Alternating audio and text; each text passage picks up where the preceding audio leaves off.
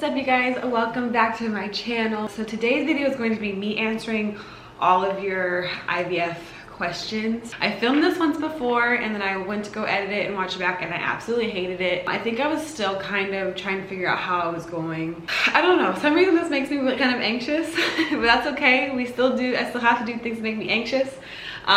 Because I think it's going to be helpful to people out there. And I know that when I was going through my IVF process and my IUI process, my fertility process in general, watching videos of people's experiences and their Q&A and stuff like that was very, very helpful for me. So I want to do that for you guys. I want to put a disclaimer out that this video is not for anyone to feel bad, like make anyone feel bad or to compare their experiences with mine.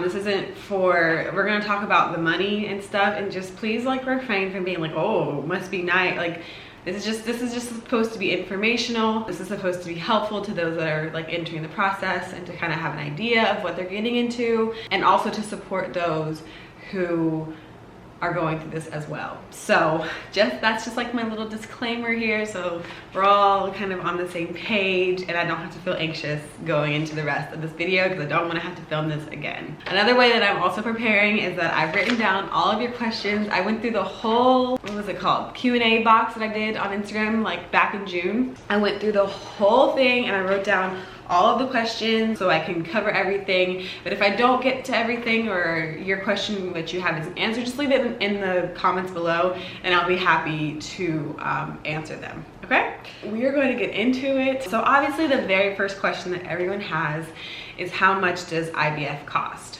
So if I'm looking down, also I made notes underneath each question so that I don't forget anything. So the cost of IVF or IUI, those are the ones I'm going to talk about because I've been through both of them. So it does add up. So for us, and also one of the questions was, does insurance cover it? And some insurance does cover it. Some, I know that like a friend of mine, her husband's company covers IVF like completely, which is absolutely amazing. I think that all insurance should be able to do that. So it just really depends on like your insurance. For us, we had pretty good insurance as far as like with IUI goes. So we did not have to pay for IUI, so I'm not quite sure how much it costs. I think it's in the area of like $3,200 per procedure, and $2,000 to, I'm gonna say $2,000 to $4,000 depending on your clinic. And that includes medication. I think for me, we didn't have to pay for the actual procedure. We just had to pay for every doctor's visit, which does add up. We paid, I think it's like $25 per doctor's visit, and we get monitored, or I got monitored a lot. Like I went to the doctor multiple times a week, and every time I went to the doctor it was $25. And then I believe I paid for the overdrill shot, which I'll get into what that is later on, and that was about $50 per trigger shot that we did. We did, in the IUI process, we did 3 IUIs, so $150 for all 3 trigger shots, and I believe that that's it. And then my insurance covered everything else as far as the blood draws,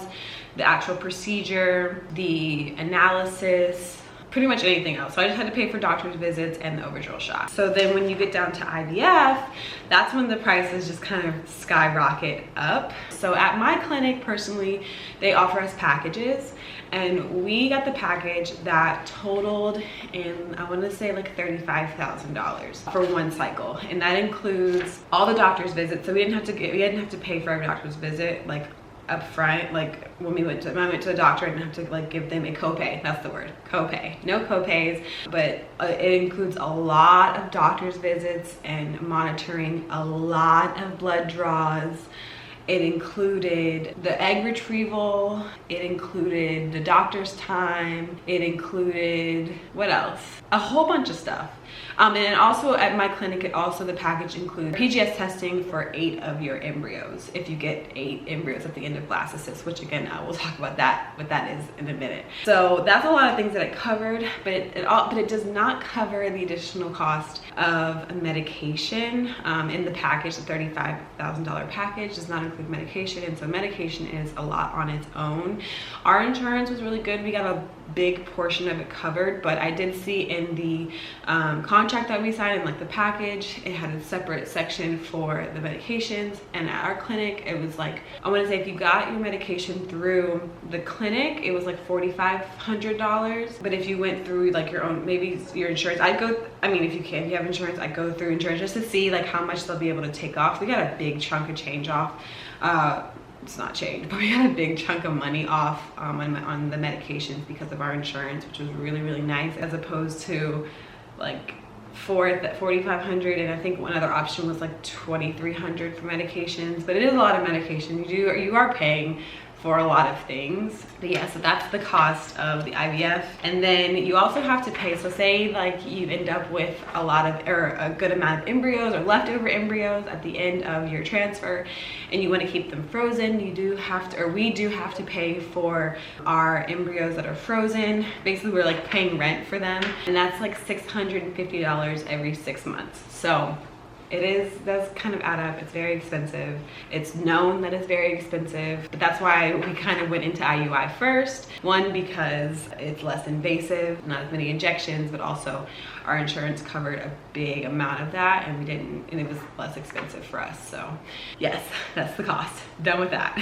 So another big question that everyone's been asking throughout this whole process is, why did we have to do fertility treatments, and what was our diagnosis for not being able to have kids at a high percentage naturally? Out of like our privacy, we've already shared so much of our journey online.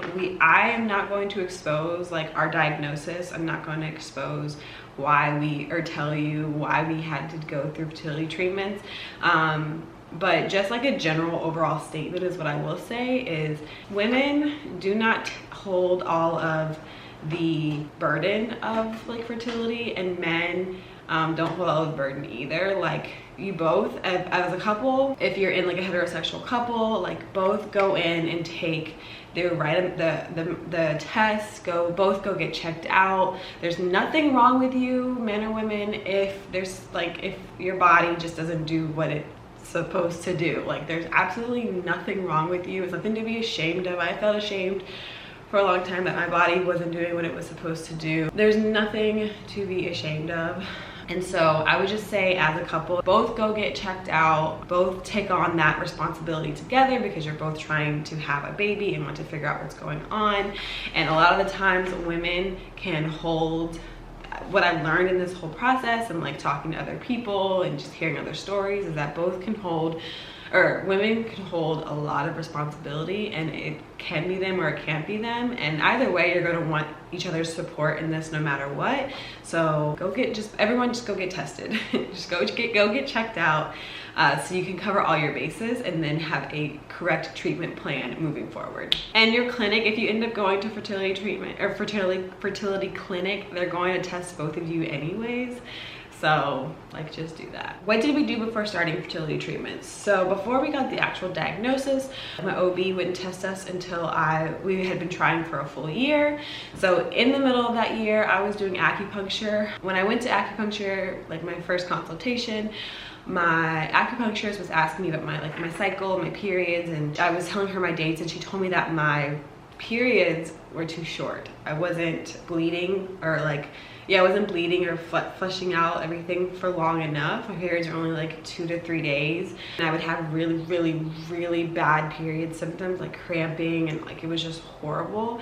And so she said that part of my problem could be I'm not bleeding long enough. So she put me on some herbal medications that I would take during the different phases of my cycle, the full 27 days or whatever, and that spread out my cycle to be longer than 3 days. I think I got to like 6 to 7 days. And then I also would go in for acupuncture once a week or once every other week, and that kind of just really helped with also like my anxiety and like sleeping at night. And acupuncture was a great thing for me. I could have continued doing it through fertility treatments, but I just felt like we were doing enough with like the injections and all the other medications that I was taking. But I think acupuncture is useful throughout any phase of your life, whether you're stressed, you're anxious, you have bad sleep, you've got chronic pain on your body, you're trying to get pregnant, like whatever, acupuncture is a great resource, so check that out. Other than that, like Davey and I both were taking supplements, just trying to live a healthy, I mean, we were trying to live a healthy lifestyle, but like stress, so whatever. What was the very first test you did to figure out what was going on? So when we got to that year point where our doctor would finally test us, we took, I mainly had to do most of the tests. Damien just gave a semen analysis, but I had to get a lot of blood work done. I had to do I can't think of what it's called. It's basically, it starts with an H. It's like the HGS, or I can't remember what it's called. But basically what they do is they'll insert some dye through a catheter into your uterus, and the dye will go into your fallopian tubes, and they want to check to make sure that there's no block in your fallopian tubes, because that's also could be an issue as to why we weren't getting pregnant. If there's a block in your fallopian tubes and you're not creating enough eggs, then she wanted to check to make sure. So I did that test, that was fine. But it was just mainly, that was the only like invasive. It wasn't that invasive, it didn't really feel like anything, but that was the only thing I had to go in and like lay on a table for. Everything else was just blood work, just to see like whatever they could find in the blood work. Why did you choose IVF? When did it occur that it was time to look into IVF? So what we decided to do was, when we spoke with my doctor, our IVF doctor, he said that basically from our results, we had a couple options that we could do with him to start off. We could do IUI or IVF. And so like I said before, we chose to do IUI first because it was less expensive, it was less invasive, and we just had the opportunity to do it. But he did remind us that IUI only gives you like a 10% chance more from where you start to getting pregnant. So for us, like say we had a 3% chance getting pregnant naturally, IUI will only give us a 13% chance of getting pregnant. So he kept reminding us that, and he also said like if we did IVF, we could start with IVF or like just off the bat, and that gives us a 65 to 70% chance of getting pregnant, which it's just to remind you guys, like IVF is very difficult. You put your body through a lot, and like it's still not guaranteed, which is so scary to think about. Like at the beginning, you kind of just have to go in like just with your hopes kind of high, but also like not that high. At least that's what I did. But anyways, when we did IUI, I said that we would do 3 tries. We would try IUI for 3 times, and if that didn't work, then we go into IUF. So once like the second round of IUI didn't work, and we went into the third one just because like that was our plan from the beginning, it was just like I kind of knew what was happening. I just was preparing myself. Really after the first failed IUI, I wasn't really that hopeful, and so like when the second one failed, my doctor kind of was like, maybe you should just take a break, because he saw how hard it was, like I was taking it. But I said no, we made a plan to go to 3. I just kind of prepared myself for IVF, and I just knew like how bad I really wanted a baby, and we wanted to do everything we possibly could to get that baby. So that like probably at IUI number 2, I was like, we're probably gonna have to do IVF, and that's when I was like, all right, it's probably gonna start happening. So we kind of knew what our plan was. We made a plan from the beginning.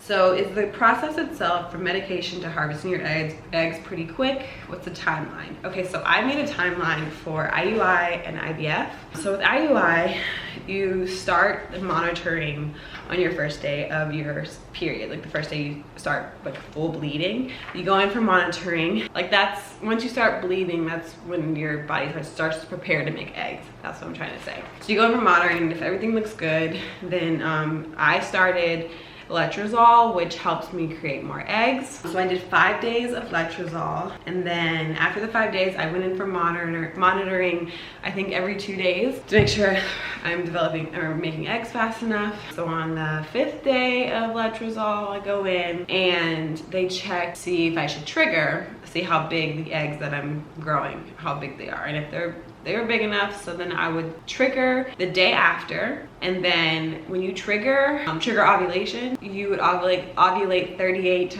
42 hours after that. And so I would trigger on like day 6 or day 7 of all of this, and then 2 days after trigger, I would then go in for the procedure. And the IUI procedure is basically like I go through all of those days of the letrozole and the trigger shot, and then two days later, then the procedure. Damien would go in, give a semen sample.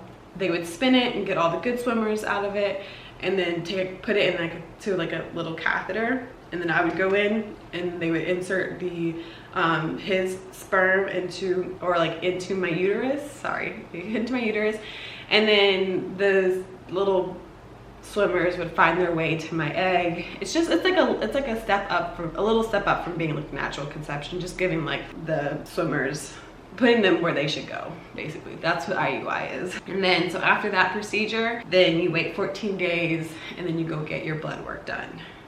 That's IUI. So for IVF, then I did 12 to 14 days of injections. The first like 8 or 9 days, it was just 2 injections in the morning, or at night. And then the last like 4 days, it was 2 in the morning and 1 at night, or 1 in the morning, 2 at night. Sorry. And then I would trigger. And then 2 days later, I did the egg retrieval. And then once you go through egg retrieval, the same day your spouse or whatever, if your spouse is there, they would give a semen sample, and then they would go through the eggs, and then the sperm would go through fertilization.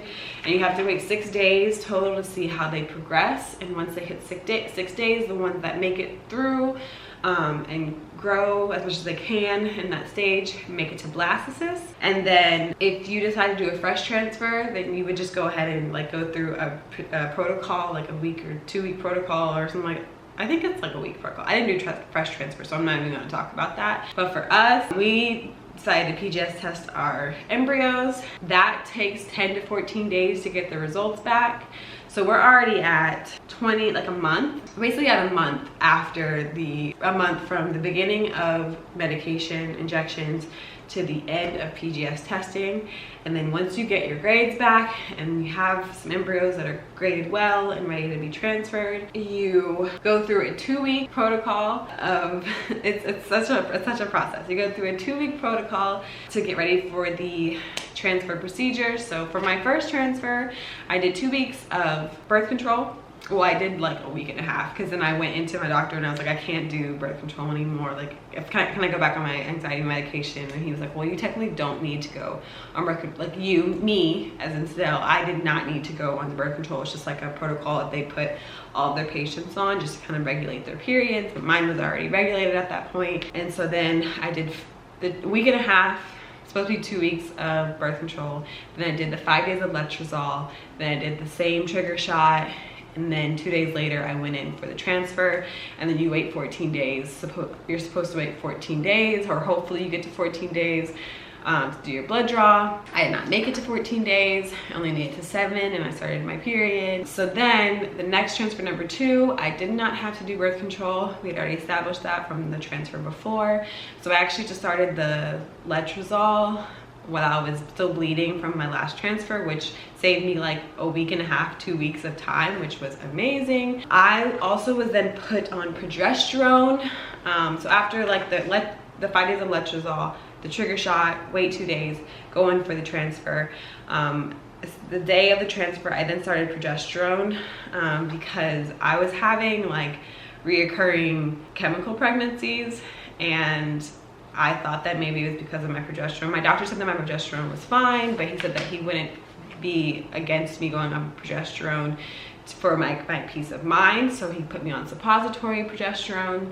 And I took that the whole 14-day wait. And then I went in for the blood draw. I tested positive on my HCG test, but I did test at 7 days. So there's that. But that's kind of the whole process as well with IVF. It's a lot, but I hope that answers your question. Did you take prenatals or vitamins? So yes, from March was when we started, like April was when we started like the process of fertility treatments. I started taking prenatals at that point. So I've been taking prenatals since April of 2020 to this day. And then during my IUI cycles, they also had me taking calcium and vitamin D, I believe, or vitamin C. Yeah, extra vitamin C. But during the IVF cycles, I was just taking my prenatal vitamins because they had me on all the other medications. Was it painful? So I would say the most painful part of both fertility treatments, IUI and IVF, is the egg retrieval, which you don't do in IUI, but in IVF, the egg retrieval, like recovering from the egg retrieval was probably the most painful thing about the whole experience, and it just did not feel great. It wasn't like pure pain, it was just really, really, really uncomfortable, because when you go in for the egg retrieval, like they put you to, like, you're under anesthesia most of the time. Some women I know don't go through anesthesia, and I don't know how they do an egg retrieval like awake. I think they just do general anesthesia. It's just cheaper. Some women do that because they're trying to save money, so I can't blame them for that, but they're also like superhuman because they're literally sticking a needle into your ovaries to pull out the eggs, and like that just can't feel good.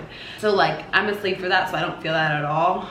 But once you come out of like the sleep, they give you some pain medication, but I tried not to take it that much because it makes you really constipated, and I just didn't want to take a bunch of like hardcore pain meds, so I was just basically on Tylenol most of the time. But like your stomach just feels so engorged and pressure and pain, and just it was not a good feeling for me for like 7 days. I could barely walk, I could barely talk, laugh, eat, anything.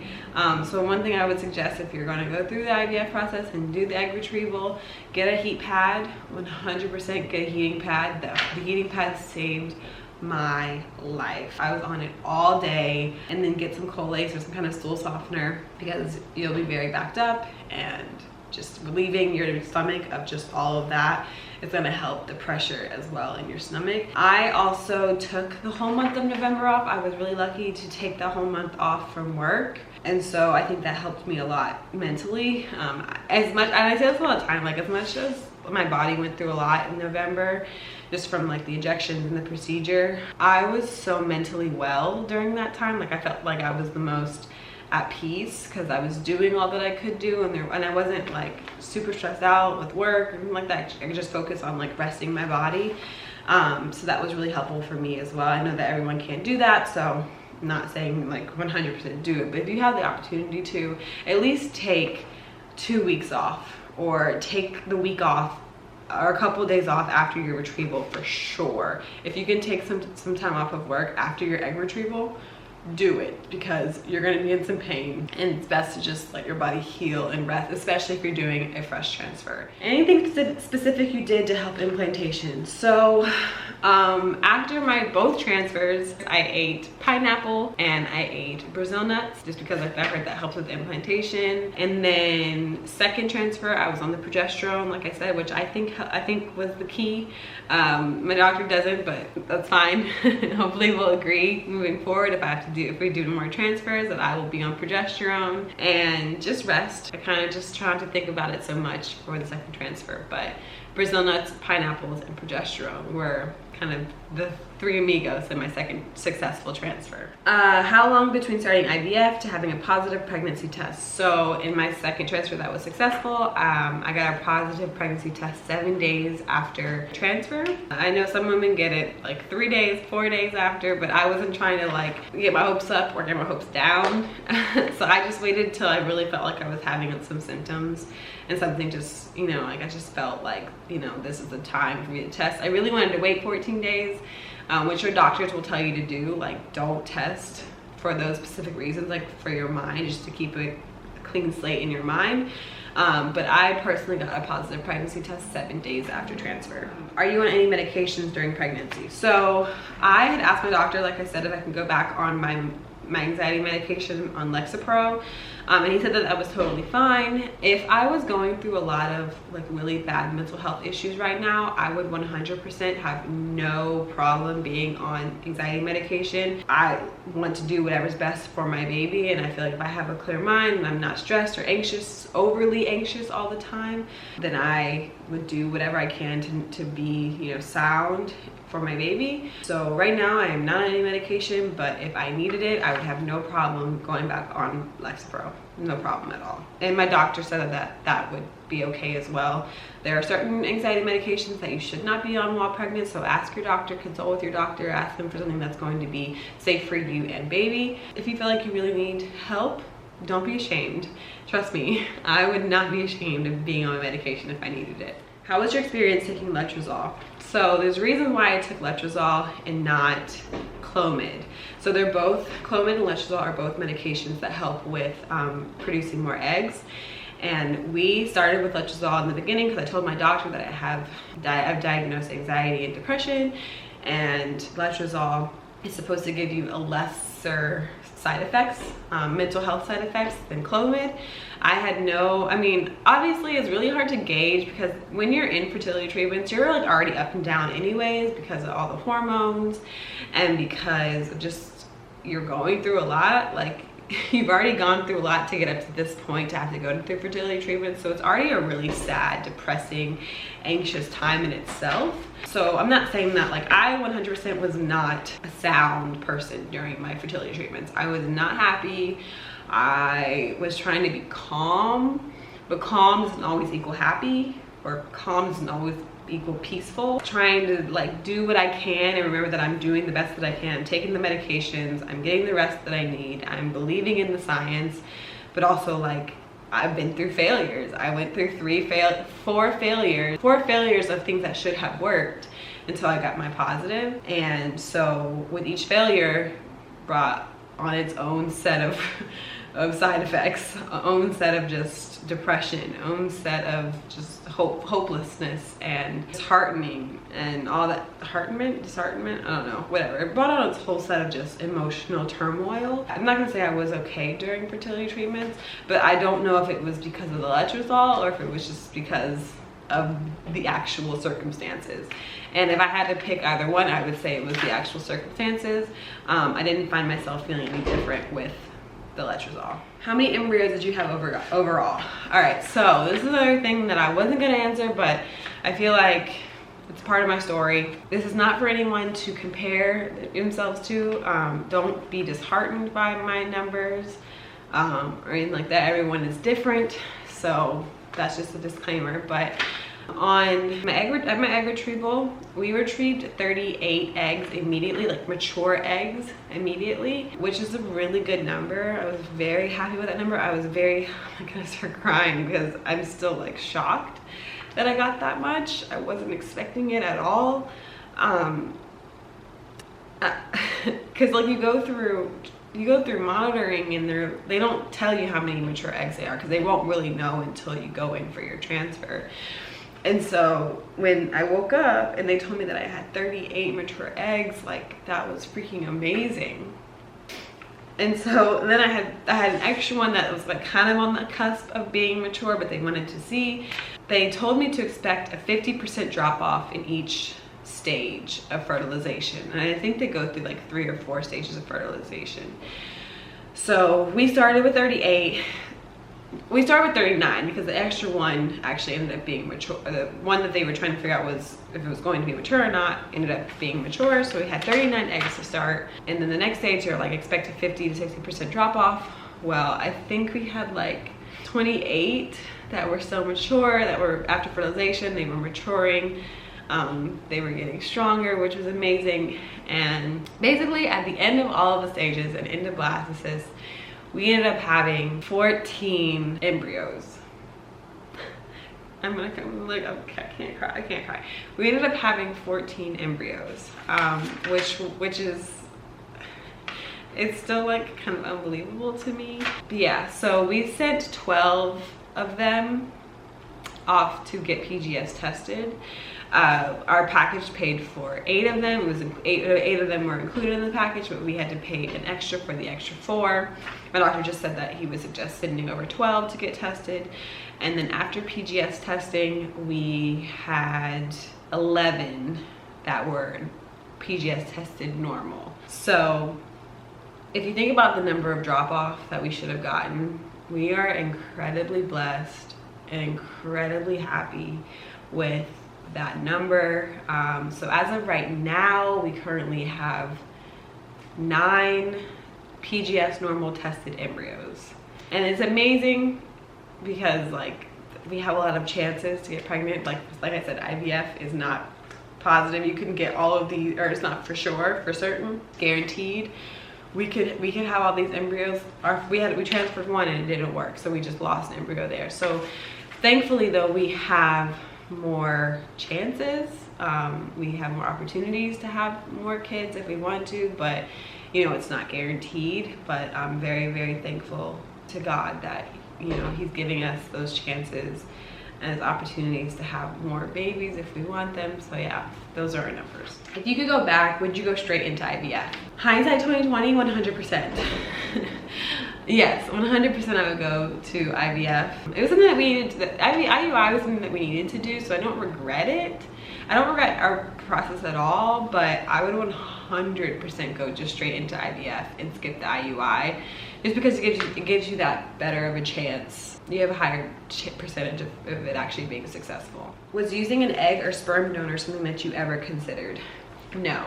If we weren't able to have our own biological children, then we would probably just go into adoption. I don't want to carry anyone else's sperm or seed, and I wouldn't want any other woman, you know, like I don't know. Personally, we would have, if we couldn't get pregnant with our own biological babies, then we would go straight into adoption.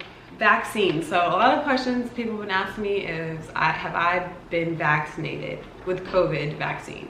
Yes, I 100% have. 100% got vaccinated. I got vaccinated when I was 12 weeks pregnant, and then I got my second vaccine. I got Pfizer.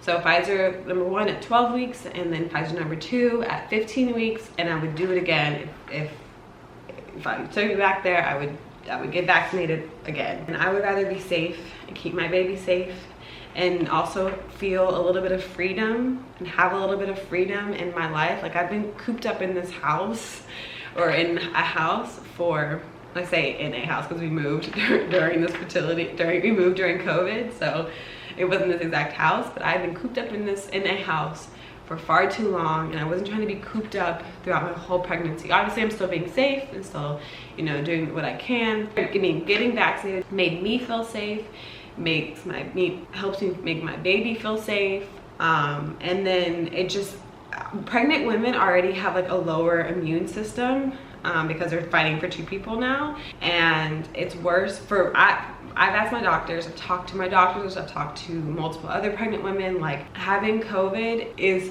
one of the worst things that can happen to a pregnant lady, and so I got vaccinated for that reason and that reason alone. Don't come at me, don't at me. If you want to at me, like if you want to come for me in the comments, you will be blocked, because it's my decision and I'm doing what I feel best, and the research that I've done shows me that I feel like I did the right thing, and like I said, I will do it again. Last question is, what was the hardest part mentally and physically? The hardest part of, I think, fertility treatments in general, mentally, is it's not guaranteed. Like, I went through a lot of no's, a lot of negatives before I got a positive.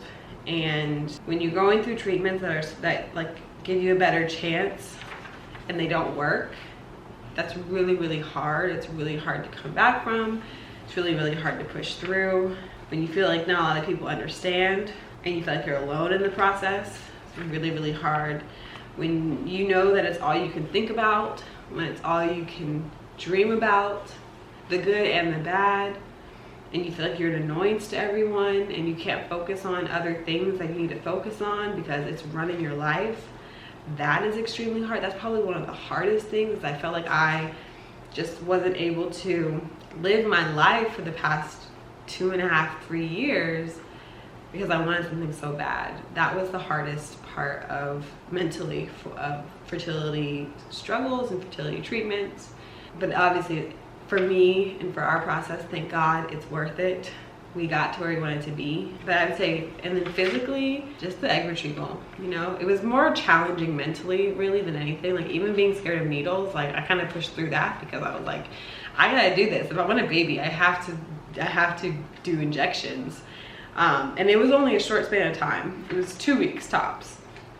But the egg retrieval was the hardest physically, but it was more of a mental challenge and a mental fight than anything else. But what pushed me through and what got me through was just my desire to have a baby, and knowing that I need to exhaust all options before I gave up. I always had a feeling that, you know, this is going to be for me, And even though I felt like I knew it was gonna be for me, it still didn't make the negatives any easier. So yeah, anyways, that's the end of this video, guys. I hope you enjoyed it. Again, if I missed any questions or anything like that, then please leave them in the comments below. I'll get back to you as best as I can. If you're on this journey, don't give up. Exhaust all options. Reach out to friends and family. Let them know that you need their help, that you want to talk to them. Because you don't have to be in this alone. Love you guys, and have a good rest of your day, night, wherever you are. Don't forget to subscribe and thumbs up, and stay tuned for more videos.